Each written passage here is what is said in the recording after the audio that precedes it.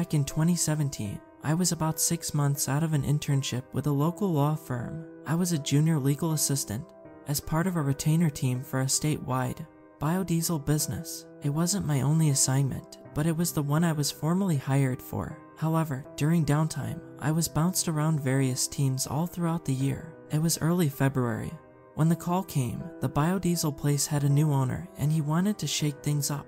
Our jobs were safe, but he wanted to make some investments. New manufacturing plants, 2 in Missouri and 1 to the west, within reasonable driving range from their warehouses. Only problem was, there were no suitable properties to build on. This could be a multi-million-dollar kind of thing, but we didn't have a property to sign off on. That is, until I realized the area they were looking at, my old hometown of Tomskog, Minnesota. I suggested looking into an old property I'd gone by 1,000 times on my way to school. It was this massive empty field on the outskirts of the town with nothing but a few run-down houses that could be easily torn down. We knew the place was privately owned, but had no idea of who the proprietor was. My boss was ecstatic. See, the client had been considering calling the whole thing off, but if we could offer them a property, we could probably get a fat bonus check along with a finder's fee. It would be enough to take the junior part off my job title. Since I suggested it, I was given time off to get in touch with the owner of the property.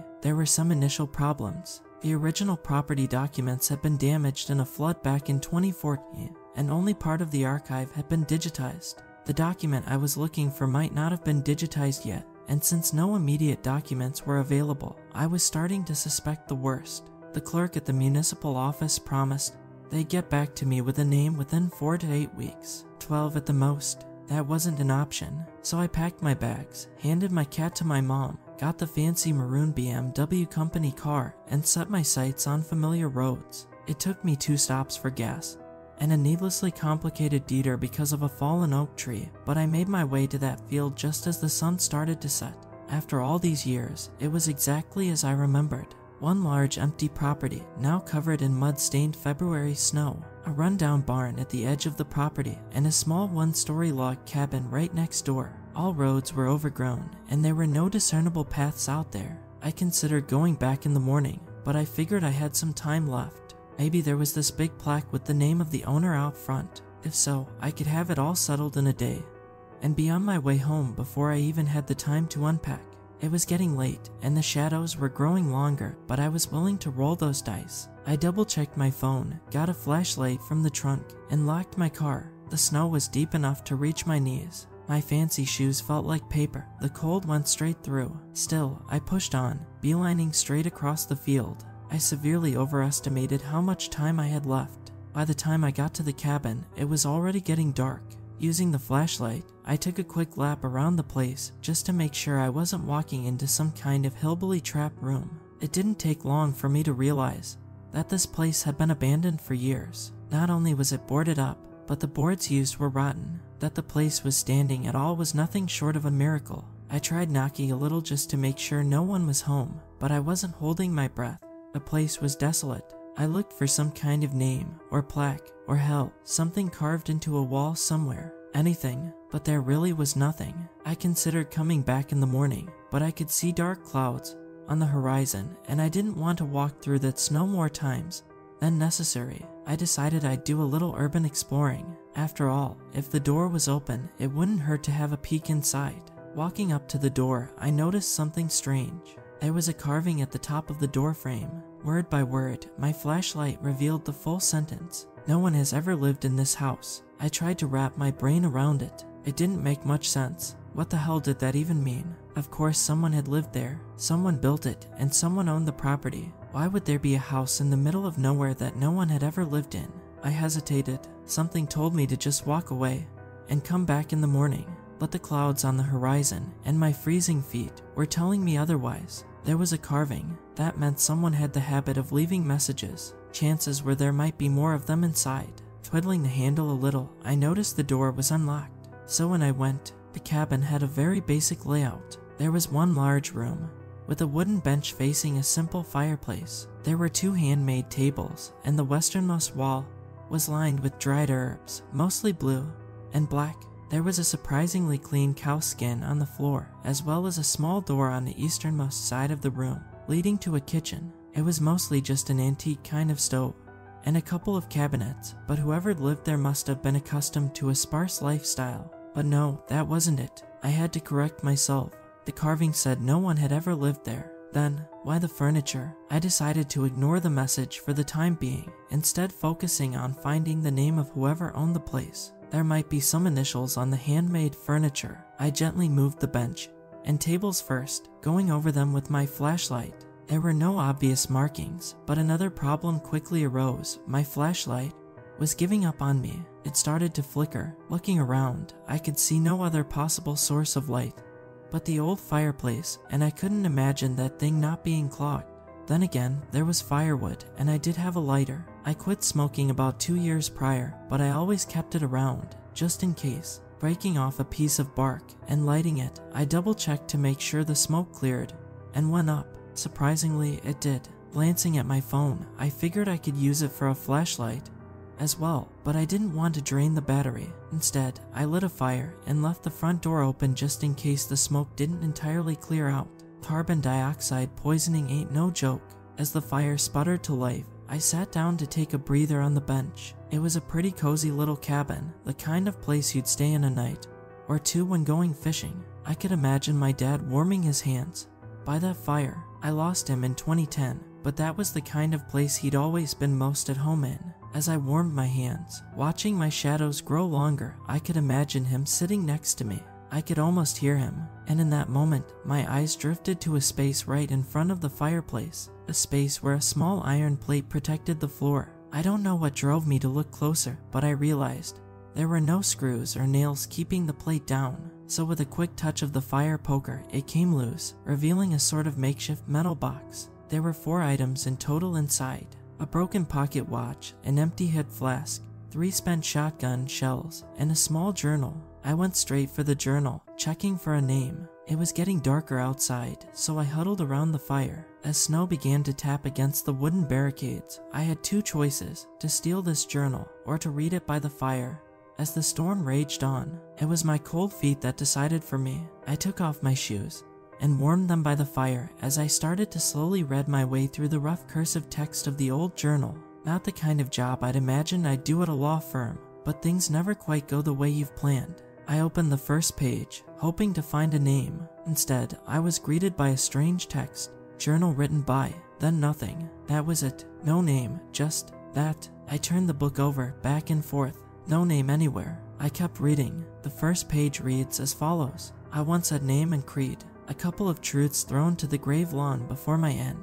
Now I remain, battered and empty. My history is unusual as my mind turns sun-bleached and distant. My heart burns of wrath, but I cannot recall as to why. I turned the page. I couldn't help but to be intrigued, if not for any other reason than to find the name of the author. This house is not my property, and to my recollection, no one has ever lived here. He proceeded to discuss, at length, the part of his history that he did remember. Growing up in Wisconsin, being the son of a shoemaker, little anecdotes of a long life.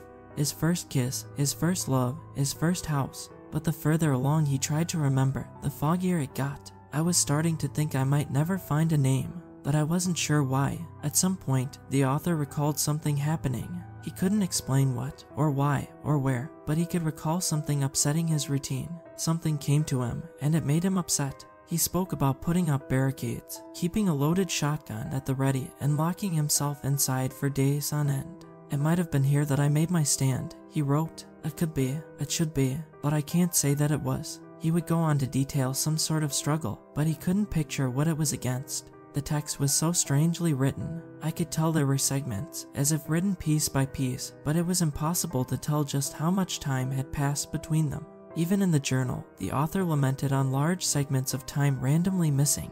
I couldn't help but to consider the other items in the box, in particular the spent shotgun shells. The author proceeded to explain how he'd broken the pocket watch as it had frustrated him. He was losing track of time. He might think 10 minutes had passed, only to realize the entire afternoon was gone. He broke his watch as a reminder that he couldn't trust himself anymore. Maybe I'll remember that, he wrote, or will the watch end break itself?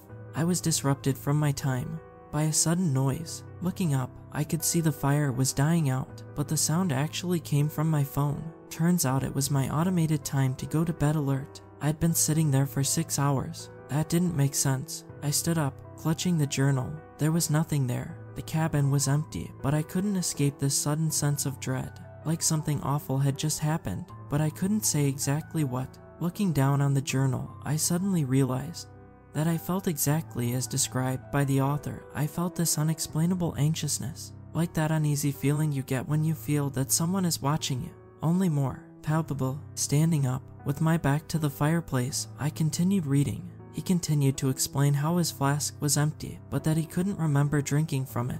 He detailed his plans to conceal a few items, along with his journal, for an entire day, just to see if he could remember to retrieve it. But not yet, he lamented. There are trespasses to deal with.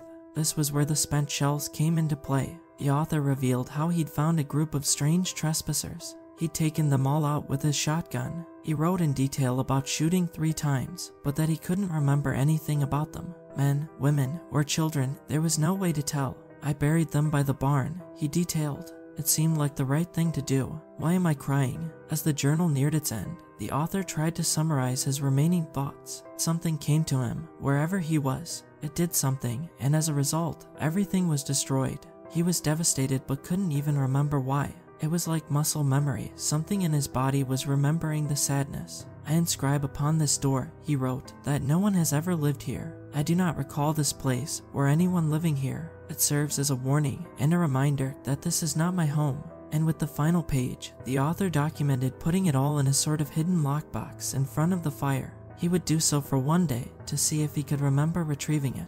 Evidently, he couldn't. With the final words on the final page, he gave one last piece of insight, perhaps in a moment of clarity. It started when I lit the fire, he wrote. Everything turned worse after I lit the fire. Looking back at the fireplace and the sputtering logs, I slowly came to the realization of what kind of situation I'd put myself in. I had accidentally followed the footsteps of a man who used to be in that cabin, a man that might have owned it but couldn't even remember it. Or who knows, maybe he was just passing by. I decided to take my chances and just leave. I brought the journal along, opened the door, and prepared to brave the weather. But something happened, right then and there. Something made me stop, and I just stood there. I stood there long enough for my hands to turn blue, and I only snapped out of it when a snowflake hit my eye. I wasn't alone. There was something there, and it was doing something to me. I had rung the damn dinner bell. Thinking about it, it feels a bit like being eaten alive. Not physically, but the same feeling remains. This heedless consumption, something taking an intimate part of what makes you into you and tearing it away. That's what I still remember. That's what it feels like. But it is hard to explain something I can't remember. It feels like a void in your mind, but you have this instinct to fill it with something bad. Like watching a scary movie and knowing something horrifying is about to pop up. Every time I think about it, trying to picture it in my mind, I get that same feeling. Sometimes my mind fills it as a sort of organic darkness, roughly shaped as a person. Other times, it's just some guy. It changes whenever I look back at it, because there's nothing there for me to remember, so my mind fills in the blanks. But who's to say that all those blanks are false? I turned around and realized I'd been exposed to this thing. It was doing something to me, and it was bad enough to make me run headfirst into the dark. Looking back at this, all I really remember feeling was that immense panic. A prey reflex, like trying to escape a wild animal. I ended up in the old barn, where I hid behind a mound of debris next to one of the collapsed walls. My fingers were freezing, but I was going to call for help, no matter what. Only problem was, I couldn't remember the code to unlock the phone. I tried, but between my fingers being too cold to register, and something unfathomable approaching from just around the corner, I decided it was better to hunker down and be quiet. Because, while I can't remember anything about the physical features of it, I remember thinking it wasn't very perceptive for some reason. It passed me by, but I couldn't make any sounds without revealing my position. Calling for help was out of the question. Instead, I turned my attention back to the journal. My lock screen had a bright picture blurred in the background, allowing me to use it as a makeshift mini flashlight of sorts. For some reason, I wasn't afraid that the creature would spot me visually. Perhaps it didn't have eyes. I turned the pages back and forth, looking for a particular segment. There was something about the weapon the author had used to deal with the intruders that left me wondering. but I could barely make out anything in that journal. Between my pounding heart, my freezing hands, and the strange thing lurking about, I couldn't make heads or tails of the damned cursive text. I can't remember what kind of sounds the creature made, but I can remember the sounds the environment made when it passed. I remember wood splintering as something climbed the walls. I remember creaking wood from a sudden weight coming down.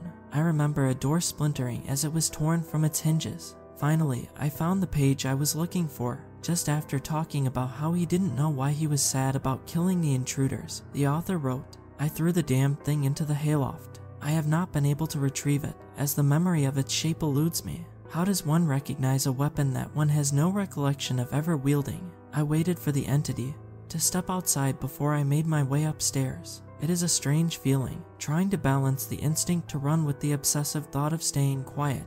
Every creaking floorboard sent shivers down my spine, curling my toes in anticipation of something running me down. But nothing happened. It didn't take long for me to find it. An old double-barreled hunting rifle. Looking over it, I saw that there was some sort of shell still loaded. Perhaps it'd work, perhaps not. I was no expert, and I didn't have much of a choice but to try. I'd be a sitting duck out there without it. After all, I couldn't remember where I'd parked my car. I decided to go on the offensive. I made my way down the stairs a little too quick, and before long I heard this scurrying noise as something entered the old barn. I remember standing a good 15 feet away from it and raising the weapon towards it. It stopped, but so did I for a while. We just sort of circled one another. I remember my movement being in response to a threat. "Do you? Is this eat or play?" I asked. "If this is you eating, I bet all those memories disappear after a while. Digested. Then you wouldn't remember what this is or what it does. But you do, don't you?" I remember tapping the rifle for emphasis. There was a long pause, but I can't remember why. Did it respond? Did it talk? "If you're just playing, then you might remember that this thing is loaded," I continued, "and you might know what it does. You saw what happened when he used it. You heard it." A shorter pause. We stopped circling. I gripped the weapon tighter and stepped forward, advancing. If this was a consumer and it worked in any way like we do, it would absorb and convert what it fed on into some sort of nutrient. But if it was just collecting, for some reason, then it would have this archive of thoughts to recollect from. That was my reasoning. Or maybe it was just clever. Maybe it was just as clever as I was. I made my way back outside. Even in the newly fallen snow, I managed to find what remained of the path I'd made when I first got there. I walked backwards down the path, my rifle steadily aimed at something. I didn't want to pull the trigger. If it misfired, or I missed, I was dead. Just having the means of defending myself was enough to keep it away. For now, I think it had left some sort of toxin in me. Despite not being anywhere near me, I still felt the effects of it. I kept falling into this sort of fugue state, getting turned around, and losing grip of where I was going, and why. At one point I was just standing there, gawking at the dark as my rifle thumped to the ground. But there, in the dark, a memory surfaced. The same memory I'd felt back at that cabin. Thoughts of my dad taking me fishing. Back then, we'd worn rubber boots, and instead of snow, there was mud. It was still deep, and I had to walk the same way that I did in the snow. Maybe that's what triggered the memory. To begin with, I tried to keep that image in my head. The anticipation as we gathered our bait, learning how to tie a proper knot, getting the correct measurements for the distance between the hook, the weight, and the bobber. I could almost hear the spinning fishing line as the red and white bobber sailed across the lake. Just holding on to something I knew I couldn't forget was all I needed. It became this sort of bedrock, keeping me from completely losing my mind and focus. I could keep going, holding on to something I knew to be true. It was a backstop, keeping me from losing track. I grabbed the rifle and pressed on. As I did, I remember something rustling the nearby trees, retreating into the woods. By the time I made it back to my car, the toxin had completely taken hold of me. At that point, I had little to nothing to hold on to, but for a few cherished memories. I crawled into my car, locked all the doors, and tucked myself into a fetal position in the backseat, still clutching the rifle. My body didn't know how to react. I was hot, cold, wide awake, and deeply unconscious, all seemingly at random. I would lose my sense of object permanence, bobbing my head back and forth, completely forgetting what I was doing and what was even happening. At one point, something made the passenger door creak. Maybe someone tried to open it. Luckily, all doors were locked, and I had the keys. I remember laying in the back of the car, raising the rifle, Then there was a pause, a long one. Something made me shake my head. It made me angry and afraid, very afraid. It left me with this sense of a rabbit being stared down by a pack of wolves. I had something it wanted, something it deeply valued. Again, this creature is just this, nothingness. I can't recall what it looked like, or if it was even a physical being. From context, I think it could talk. I think it said something to me that I didn't want to hear. And to this day, when I think of it, my mind just conjures these otherworldly horrors, teeth, skin, claws. But I didn't lower my rifle, not for a second. I didn't try my luck, and I didn't challenge fate. And by the time the sun rose, it was gone. And with it went the sweats, the confusion, and much of the memory voids. First thing I did was check the shotgun shell. Turns out, it was already spent. Empty. That leaves a lot of questions. Uncomfortable ones. If that thing was just collecting, it would have known that I couldn't hurt it. If it knew that, why'd it let me go? Did I trade it something? How would I even know? But if it was just feeding, then how'd it know to stay away from the rifle? I have managed to put this story together piece by piece. Some of my memories are still a bit touch and go, but this is the most complete retelling I can make.